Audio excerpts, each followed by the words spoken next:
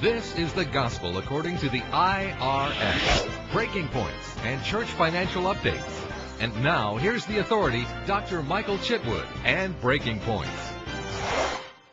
I'm Michael Chitwood. Welcome to Breaking Points. We have major material to cover for this entire session, and I hope that you're prepared for some change and for some knowledge, because remember, knowledge is power, and power is knowledge. See, it's not what you know that will hurt you, it's what you don't know. So right now, before we go any further, grab a pad and pen.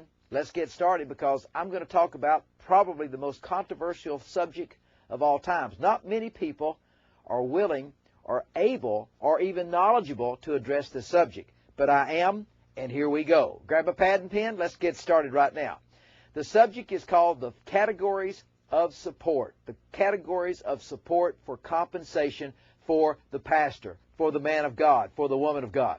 The first thing that you need to make a strong note of there is that there are 4 categories of support for the ordained, licensed, commissioned, exhorter, man or woman of God. 4 categories of support. There are not 5, there are not 6, there are 4 categories of support. And those categories of support you must know, because a lot of you think that you have a bookkeeper, but you really don't have a bookkeeper, you have a check writer. And that check writer, if they don't know all the laws that pertain to nonprofit organizations and to nonprofit ministries, then I can assure you that your house of worship is probably a house that's out of order. And I think you would agree with me, we want to have our house in order, right? So there's 4 categories of support. Let's get started, okay? Category number 1 is ministry-related expenses.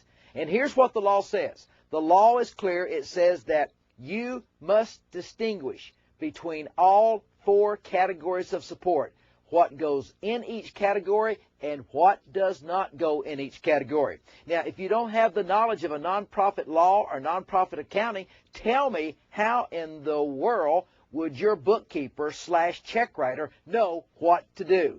She wouldn't. And therefore, there's problems that could come to her and to her family, because these penalties can be transferred to them or the responsible party. Now, let's examine category number 1. Category number 1, ministry-related expenses. In that category, you need to make a note that there's 66 items that go into category number 1. Let me give you a few of those if I can. Travel, meals, lodging, education. That's education for the pastor, for the man of God there, and even for the associate pastor if he qualifies. You have all of these categories plus many more.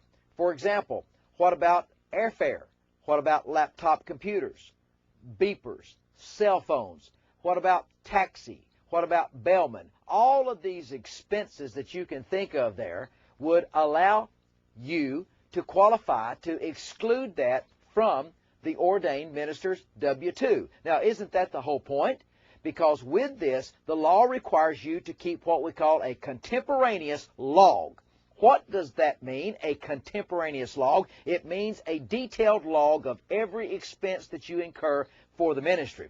Then the church bookkeeper / check writer would then write you back a check for that, and that amount of dollars would not go into the W-2 form. And that's the whole objective, is to keep the W-2 correct and accurate, but don't put more in the W-2, because now if you put it in there, you have to take it out, and the only place that you can deduct that now is a 2106, which is carried straight through to Schedule A under miscellaneous deductions, and by that you lose most of your deductions. So category number 1 in this important series all week long is going to be the category of what? Ministry-related expenses. Let me give you the national average on that. The national average is about $4,800, right around $5,000 a year, and that's something that you should think about. Also, can the man of God or the woman of God, the pastor of the church there, have a credit card? Yes, they can have a credit card. Can it be in the name of the church? Yes, it can be. And all those church expenses that I've just listed for you in category number 1 called ministry-related expenses could be placed on the credit card. But Pastor, let me give you a stern warning. Do not put any items on that church credit card other than ministry-related expenses. Do not put personal gifts on there for your family, for your wife, Those go on your personal credit cards, because you've got to keep private annulment separate here. If you don't, you're going to be in serious trouble. And I want to help you get your house in order, and that's the reason why that you've tuned in to Breaking Points today. So until next time, this is Michael Chitwood. I'll see you tomorrow on Breaking Points.